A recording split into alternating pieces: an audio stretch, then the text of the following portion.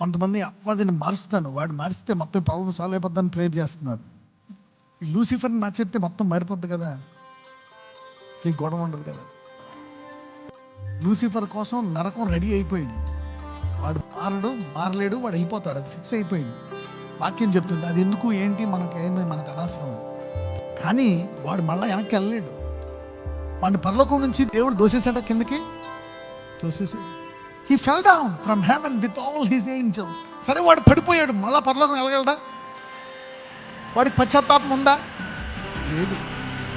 కానీ నువ్వు వద్దనుకొని వెళ్ళిపోయి తండ్రి నుంచి ఆస్తి వాటా తీసేసుకొని చెడు సహవాసాలు చేసి పోగొట్టుకొని దిక్కు లేక పందులు పొట్టు తినుకుంటూ ఉండి ఒకవేళ నువ్వు పశ్చాత్తాపడితే మళ్ళా తండ్రి దగ్గరికి వస్తే నీకేం చేస్తాడు?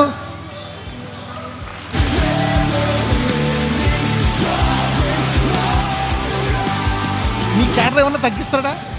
అదే గుమ్మం దగ్గర ఉంటాడు, ఇంటి దగ్గర ఉండి అంటాడా? అదే రింగు, అదే వస్త్రం, అదే భోజనం, అదే క్యాడర్. యేసుని నమ్మిన వారికి అంతకంటే అపవాది ఎన్ని పడిపోయింది, వాడు తిరిగి దేవుడి దగ్గరికి. అందుకనే భూమి మీద వాడి మీద అంత కేంద్రీకరించకుండా రక్షించు, పడకుండా అనేకుల్ని